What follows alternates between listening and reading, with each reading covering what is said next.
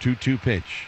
There's a long drive, and you can forget about this one. Off into the night, headed for San Francisco Bay. This ball game is over. And he drives it into right center field. Hit a ton. This baby is way back. On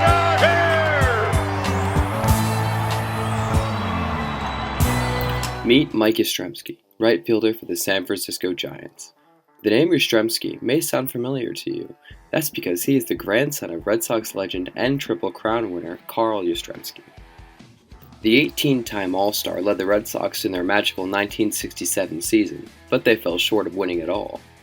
Mike's father, Carl Yastrzemski Jr., died when Mike was only 14 from a blood clot after a botched hip surgery. This unfortunate situation drove his grandfather, Carl Yastrzemski Sr., to teach Mike in the ways of hitting from a young age. The bond the two created during Mike's high school days still lasts to this day. It all culminated for Mike and his family on September 17, 2019, when the Boston Red Sox celebrated Carl Yastrzemski while the Giants played away at Fenway Park, both receiving standing ovations from Red Sox and Giants fans alike. After absolutely raking in high school, Mike's dream team, the Boston Red Sox, drafted him in the 36th round in the 2009 MLB draft. However, instead of pursuing a career in baseball outright, Mike committed to play Division I baseball at the prestigious baseball school, Vanderbilt University. In his first 3 years at Vanderbilt, Yaz earned many accolades, such as the 2012 SEC All-Tournament Team and the 2011 through 2012 SEC Academic Honor Roll. In his junior year, he slashed .286, .383, and .496. This led him to be drafted by the Seattle Mariners in the 30th round. But Yastrzemski elected to play his senior year instead, choosing to finish his education and raise his draft stock over a $300,000 signing bonus, which is unheard of for a player drafted that low of a round. But Yastrzemski made the right choice and lit up the college baseball world his senior year. He slashed an incredible .312, .411, and .449, which earned him a first-team All-SEC honors and an SEC All-Defensive Team award. His draft stock dramatically increased after being drafted in the 14th round by the Baltimore Orioles in 2013. After his third time being drafted, Yastrzemski finally accepted. Mike was going to follow in his grandfather's footsteps and become a professional baseball player. Mike believed he was just a few short years in the minor leagues from achieving his dream of becoming a major leaguer, but the perpetually terrible Orioles had other plans. They let Yastrzemski grind in the minor leagues for 6 years without calling him up even once. Within the Orioles farm system, he hit .261 and slugged for .428 and had an OPS of .764. These numbers won't astound a major league club, but they are solid enough to earn a call-up to even the big leagues. It seemed like the Orioles just refused to call up the Vanderbilt alum. Then again, the Orioles aren't exactly known to make great front office decisions. Little did Mike know, in early 2019, his life and his baseball career were about to change for the better forever. On March 22, 2019, the San Francisco Giants traded minor league pitcher Tyler Herb for Mike Yastrzemski. As a quick side note, Herb is yet to be called up even once, so if you couldn't tell already, the Giants won that trade by a landslide. Yastrzemski played 40 minor league games for the Giants' AAA affiliate, the Sacramento River Cats, where he had a career resurgence, hitting 10 home runs, a batting average of .316, and an OPS of .1090. Mike was lighting up the minor leagues. Finally, after 7 years of grinding in the minor leagues, Yastrzemski got the call. He was going to make his major league debut as a San Francisco Giant. On May 25th, Mike Yastrzemski's childhood dreams came true. He was going to become a major leaguer. Even the storyline with the Orioles came to a close when Mike got his first major league hit on May 31st against the former club. What a satisfying moment that must have been. After years of playing in the minors, Mike just refused to be sent down ever again. Desperately trying to stay in the majors, Mike Yastrzemski tore up the league. In his first 2 months in the majors, he hit 9 home runs, hit for a .316 average, and slugged for .510. His stats only got better as the year went on. He doubled his home run count in August of 2019, and his slugging percentage increased to .609, and 17 runs batted in as well. This is just insane. Mike Yastrzemski was special. Everyone in the baseball world knew it. The fact that the Orioles kept him down in the minors for 6 years boggles the mind of analysts all over baseball. The hype around Yastrzemski reached its peak in 2019. The Giants traveled to Boston to play a series with the Boston Red Sox. As previously mentioned, the Yastrzemskis have a special connection to the Red Sox organization, since Carl Yastrzemski is a legend in the Boston area, and Mike, growing up an hour or two away, he's been to countless games. That is what makes this moment so special. After hugging his grandfather goodbye on the field to start the game on September 17th, in the top of the 4th inning, Mike Yastrzemski hit a moonshot over the center field wall for his 20th of the year. 700 games in the minors. He never got down on himself. Everything went quiet. High into center field. It is out of here. Unbelievable. It felt like I was playing a home game. It was surreal.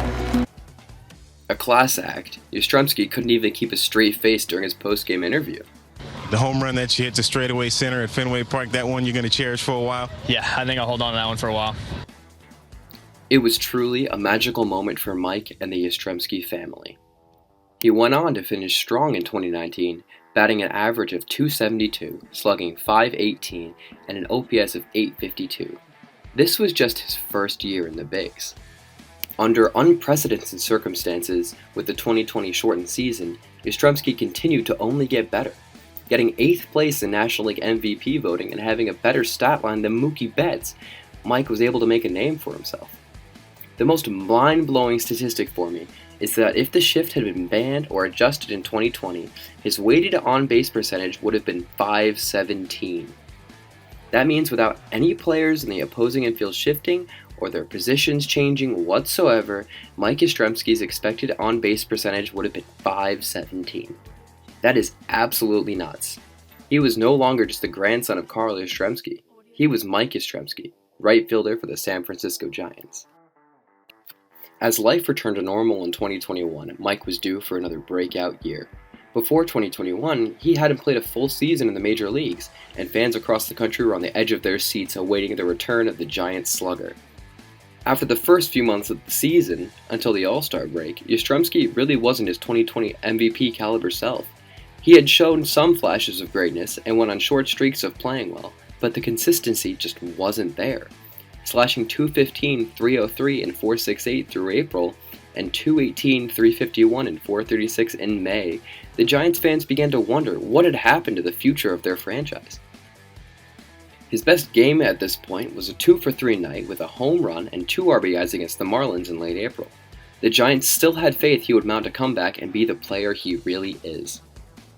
In June of 2021, Mike Yastrzemski slowly but surely began to play like himself again.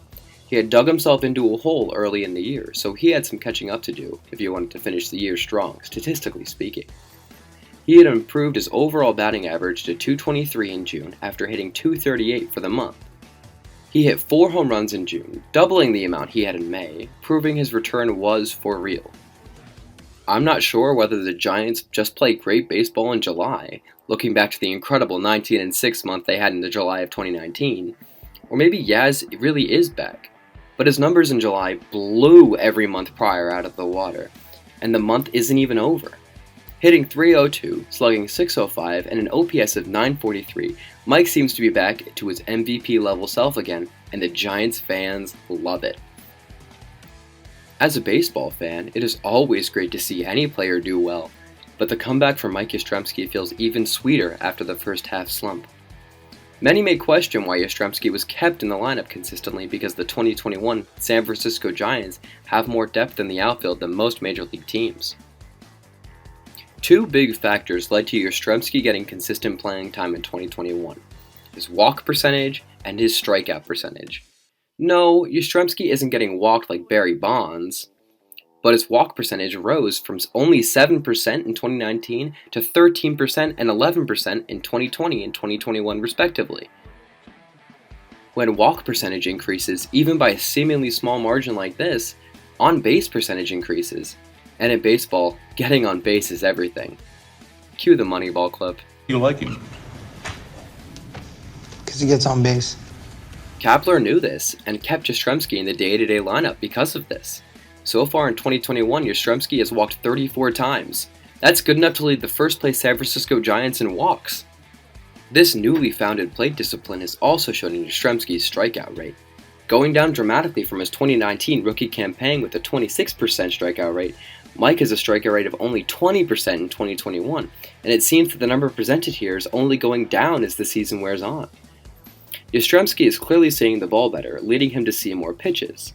This creates even higher chance of him either getting a hit or drawing a walk, which, as we all know, because he gets on base. Getting on base leads to a higher chance of scoring runs, which leads to winning games.